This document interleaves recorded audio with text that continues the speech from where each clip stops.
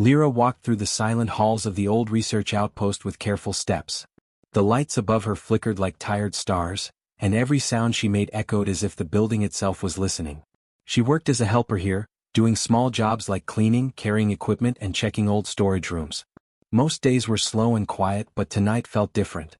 Something in the air made her feel uneasy, like someone was watching her. The outpost was built on a lonely moon far from busy trade routes. Most of the staff only stayed here because they had nowhere else to go. People whispered that this place had secrets, but no one ever spoke about them openly. Everyone avoided one part of the outpost, the deep lower sector. Lyra had heard the warnings many times. Never go to Section 9, the engineers told her. People who go there never return, the guards whispered. She did not know if these stories were true, but every time she walked near the lower stairs she felt a cold shiver down her back.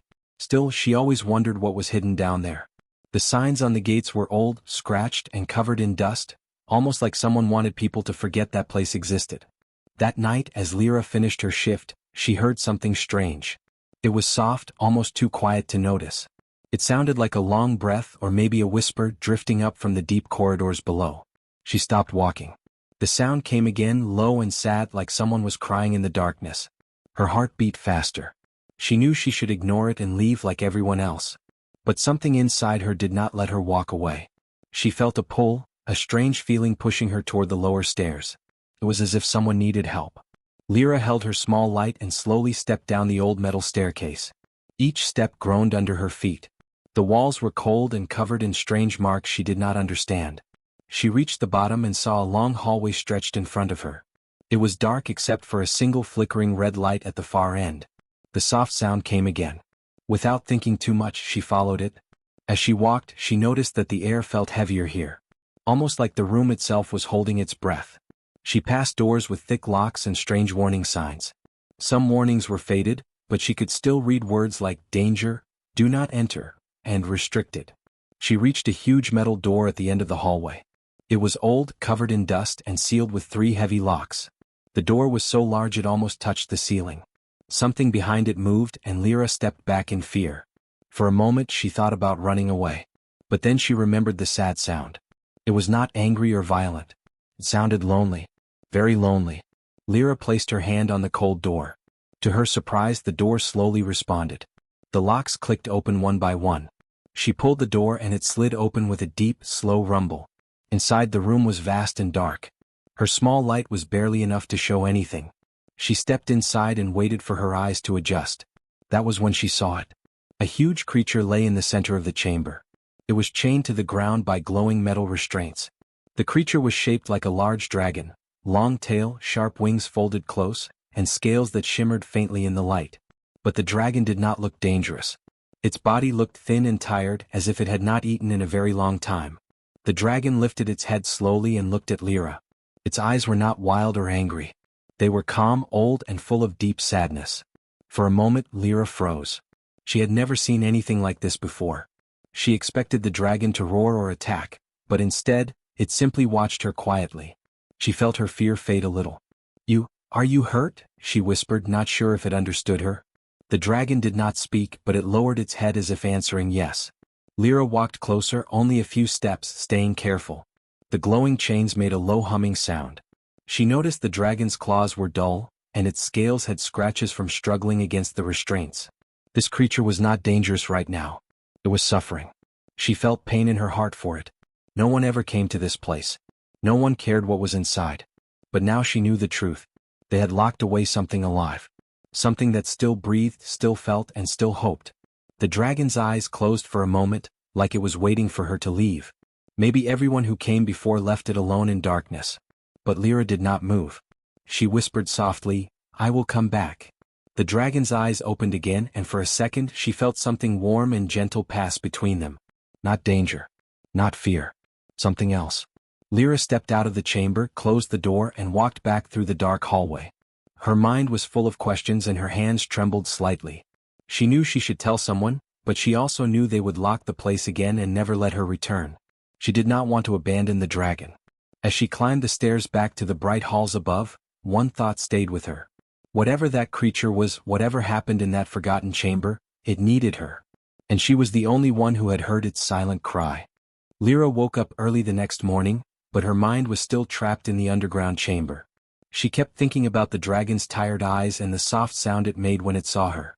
She tried to follow her normal routine, but nothing felt normal anymore. Every tool she carried, every hallway she walked through, reminded her of the lonely creature hidden below everyone's feet.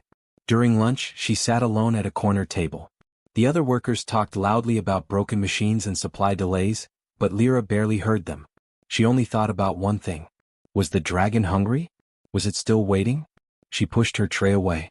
She had a small bowl of soup left, simple vegetable soup, nothing special. But something inside her whispered that the dragon might need it more than she did. She hid the bowl inside her jacket and quietly slipped out of the dining area. No one noticed her leaving. Everyone was too busy with their own day. Lyra moved through the halls quickly but carefully, making sure no guard saw her heading toward the lower stairs. When she reached the top of the staircase, she paused. The air felt cold again, just like last night. The silence wrapped around her like a heavy blanket. She took a deep breath and started walking down. When she reached the bottom, the long hallway looked just as dark and empty as before. But this time she did not feel fear. She felt a strange sense of purpose. She followed the faint hum of the chains until she reached the massive door. Just like yesterday, she placed her hand on it and the old locks slowly clicked open. Inside, the dragon lifted its head when it sensed her. Its eyes glowed faintly in the darkness. It looked weak, but when it saw her, something changed in its expression. The sadness softened into something calmer, almost peaceful. Lyra slowly approached. "I brought something," she whispered. The dragon watched her carefully as she removed the bowl of soup from her jacket. She felt silly for a moment. What if the dragon could not eat human food? What if she was doing something completely wrong? But the dragon leaned forward, sniffing the warm soup. Its breath was warm and slow. Lyra placed the bowl on the ground and stepped back to give it space. The dragon lowered its head and gently touched the bowl with its muzzle. Then it began to drink. It moved slowly, almost carefully, as if afraid the food would disappear. Lyra watched in silent relief. The soup was simple, but it was warm and it was something. "You were waiting, weren't you?" she asked softly. The dragon paused and lifted its gaze to her. It did not speak, but it did not need to. She could see the answer in its eyes. Yes. The chains glowed faintly around its legs and wings. Lyra walked closer and studied them again. They were made of strange metal that pulsed with soft light. She could feel energy coming from them, almost like a heartbeat. "Do they hurt you?" she asked. A low rumble came from the dragon's chest, not a growl but a sad sound. The dragon gently tugged its leg and the chains did not move at all. They stayed tight, cold, unbreakable. "I'm sorry," Lyra whispered. The dragon shifted slightly and lowered its massive head closer to her. She could see its scales clearly now. They were beautiful, deep silver with hints of blue, but dull from years of captivity. She wondered how long it had been trapped here in the darkness. She remembered the rumors she had heard. Stories of a beast chained for centuries. Stories no one believed anymore because they sounded too old and too strange. But now she knew they were true. "You've been here a long time," she said. "Too long." The dragon blinked slowly and for a moment, Lyra felt something warm pass between them. A silent understanding. A connection. She sat on the cold floor, keeping a safe distance but close enough to talk. "Why are you chained? Did you do something wrong?" The dragon lifted its head and let out a slow breath. Not angry. Not confused. Just tired. It looked toward the chains again with a deep sadness. Lyra understood. It wasn't trapped because it was dangerous. It was trapped because someone long ago wanted to hide it. She placed a gentle hand on the floor. "I won't tell anyone about you," she said. "They won't understand." The dragon lowered its head and rested it near her. She felt the warm air from its breath. It was comforting, not frightening. "You're not alone anymore," she whispered. The dragon closed its eyes as if remembering a feeling it had lost a long time ago. Trust. Lyra stood up to leave. She knew she could not stay long or people would start asking questions. As she reached the door, she looked back one more time. The dragon watched her with calm, steady eyes. In those eyes she saw something new. Hope. She stepped out of the chamber and closed the door gently. As she walked back up the stairs, she held one thought close to her heart. The dragon had waited for years, for someone to see it, someone to care. Now it waited for her. Lyra spent the next day working, but her thoughts stayed far below the outpost floor. She moved boxes, carried tools, and cleaned storage rooms, but her mind kept returning to the glowing chains wrapped around the dragon's body. They were unlike anything she had ever seen. They reacted to her touch. They hummed like they were alive. And when she stepped close, they changed color, even if only for a second. She needed answers. After her shift, she slipped into the old archives room. Dust floated everywhere and the lights flickered like old candles. Most people never entered this room because the system was slow and filled with forgotten files. But Lyra knew secrets hid in forgotten places. She sat before a rusty screen and searched for anything about Section 9, energy chains, or ancient beasts. Most files were locked or corrupted, but after a long search, one file slowly opened. The title was old and faded. Project Seraph, Containment Protocols. Her heart jumped. Seraph? That was the dragon's name. She leaned closer and read the first lines. It said the chains were made from a rare energy metal created not to control strength but to control emotion. The metal responded to fear, anger, or distrust. The more fear around it, the stronger it became. That meant if people came near the dragon with fear in their hearts, the chains would tighten and grow harder. Lyra blinked in shock. That explained why no one could break them. The document continued. If the creature forms true trust with a living being, the chains may weaken. The metal recognizes emotion, not force. Lyra sat back slowly. Her hands trembled. This meant the chains were not just metal. They were alive in a strange way, reacting to feelings around them. She remembered how the chains glowed softly when she fed Seraph the soup. She remembered how the dragon had looked at her, not with anger but with hope. And she remembered the warm feeling she had when she stepped close, like something inside her reached toward the dragon. It all made sense now. The chains reacted to her because she did not fear Seraph. She wanted to help. She trusted the dragon. And Seraph trusted her. She read more lines carefully. The old logs mentioned something unbelievable. Humans from ancient times had a natural energy inside them that could connect with creatures like Seraph. But as time passed, humans lost this ability, or maybe they forgot they had it. Only a few rare humans still carried a trace of that ancient energy. Lyra stared at the screen. Was she one of those rare humans? The file ended with a warning. Do not allow emotional bonds to form. If a bond grows strong, the chains may break. Lyra felt her heart squeeze. The old empire had not created the chains to protect people. They created the chains to keep humans and dragons apart. They feared the bond. She shut off the screen quickly. She had seen enough. Her hands shook, not from fear but from the weight of what she had learned. Seraph had been chained because of something humans once did, something powerful. Lyra gathered her small bag and walked out of the archives. She felt the outpost around her differently now. The walls felt heavier. The floors felt colder. And the silence felt louder than before. She made her way toward the lower levels again. Her heart beat faster with every step. She passed the warning signs, the locked doors, and the flickering red lights. When she reached the huge metal door, she hesitated. She was right, everything was about to change. She placed her hand on the door. The locks clicked open just like before. When she stepped inside, Seraph lifted her head gently. The dragon's eyes held the same calm trust. Lyra walked closer. I learned something, she whispered. Seraph watched her without moving. The chains, she said softly. They react to trust. They were made to stop creatures like you from bonding with humans. They're not unbreakable. They're emotional. Seraph blinked slowly and lowered her head as if confirming her words. Lyra sat on the cold floor and placed her hand near the dragon's paw. They were afraid of you. But not because you were dangerous. They were afraid of what you and humans could do together. The dragon let out a deep breath, almost sad but also relieved that she finally understood. Lyra felt something warm rise inside her chest. A strange, gentle energy. She noticed the chains glow softly again, reacting to her calm heart. The metal flickered like a weak flame trying to grow stronger. I don't know how to break them, she said honestly. But I'm not leaving you here. Not anymore. Seraph leaned closer, the warm air from her breath brushing Lyra's skin. The dragon touched her forehead gently with the tip of her snout. The touch was warm, soft, and filled with silent meaning. Lyra felt the warmth from her chest respond. A pulse of light moved through her, then through the chain touching Seraph's leg. The chain flickered brighter for a moment. It was small but it was real. The bond had already begun. Lyra stood slowly. I'll come back tonight, she promised. And we'll find a way. Seraph watched her leave, her eyes glowing with something new, something powerful. Hope, trust, and something deeper than either of them fully understood. As Lyra climbed the stairs, she knew one thing clearly. The chains were not the strongest thing in that chamber. The bond between them was. Lyra spent the whole afternoon waiting for the sun to set behind the moon's horizon. She tried to work, tried to act normal, but her thoughts kept racing. The bond between her and the dragon was growing. The chains were reacting. And if anyone else found out, everything would fall apart. The outpost leaders would lock the chamber forever. They would never allow a human and a dragon to connect again. When the lights in the hallways dimmed for night cycle, Lyra knew it was time. She carried another bowl of warm soup hidden in her jacket. Her hands shook slightly, not from fear but from the weight of what she was about to do. She walked down the silent hallways.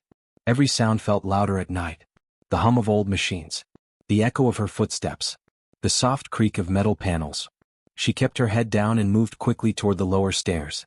As she reached the bottom, she noticed something unusual. The air felt different. Warmer. Almost charged. Like the room was waiting too. She walked to the massive metal door and placed her hand on it. The locks opened faster this time, almost eager. She stepped inside.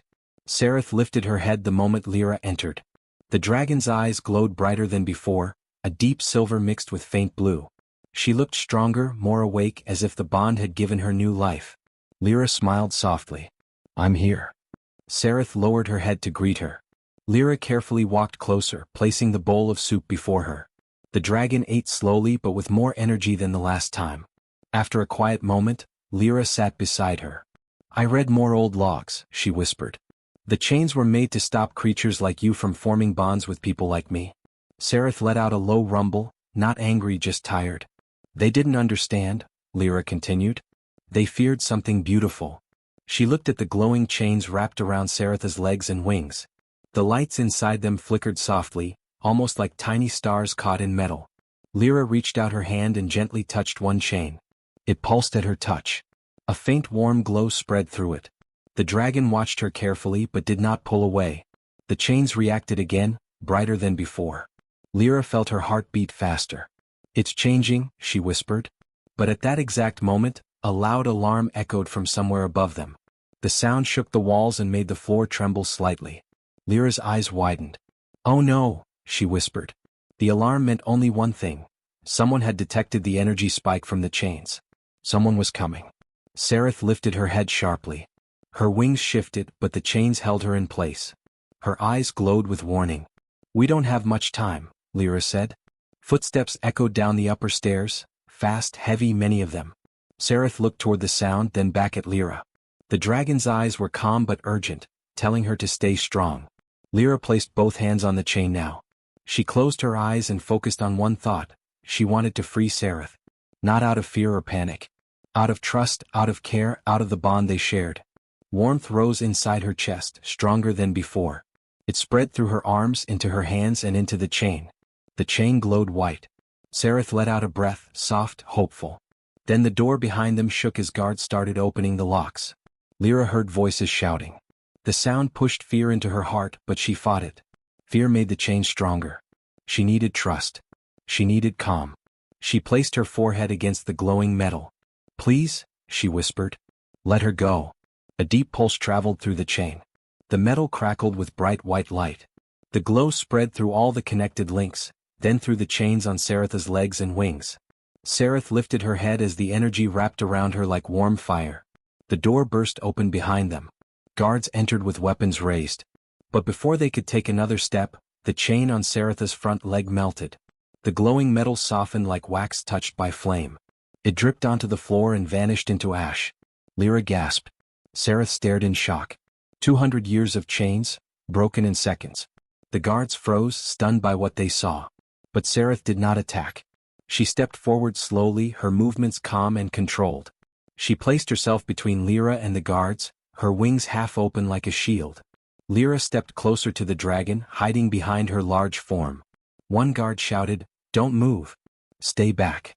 Sereth lowered her head but did not roar. She made no threat. She simply stood firm, protecting the girl who had freed her. The guards hesitated. None dared shoot. Lyra placed her hand on Sereth's leg again. The remaining chains glowed weakly, reacting to her touch. They were not gone yet, but they were breaking. The guards whispered among themselves. None of them had ever seen anything like this. Lyra lifted her chin, her voice shaking but brave. "She isn't dangerous," she said. "She's alive. She's been trapped for centuries. And she trusts me." Sereth stood taller, her eyes like twin stars in the darkness. The chains were breaking. The bond was growing. The world was changing. And the night that began in fear was becoming something else. Something powerful, something ancient, something new. The guards stared at Sereth with wide eyes, their hands shaking around their weapons. None of them had ever seen a creature melt chains made from ancient energy metal. None of them had ever seen a human stand beside a dragon without fear. The room felt heavy, filled with shock, fear, confusion, and something new. Something the outpost had not felt in a long time. Oh. Lyra stayed behind Sereth, her hand resting on the dragon's warm scales. She felt the slight tremble in Sereth's body. The dragon was not afraid of the guards. She was afraid for Lyra. That alone told Lyra everything she needed to know. The guards began whispering among themselves, unsure what to do. Some wanted to call for backup. Some wanted to run. Others simply froze. They knew they were witnessing something impossible. Sereth stepped forward once, slowly and calmly. She did not roar or lift her wings. She only made a soft sound, a deep and gentle note that filled the room. It was not a threat. It was a warning to stay calm. Then Lyra stepped beside her. "She's not here to hurt anyone," Lyra said. Her voice shook, but she kept going. "She was made a prisoner long before we ever came here. She doesn't want to fight. She wants to live." One guard raised his weapon higher, but another guard grabbed his arm. "Look at her," he whispered. "She's protecting the girl, not attacking us."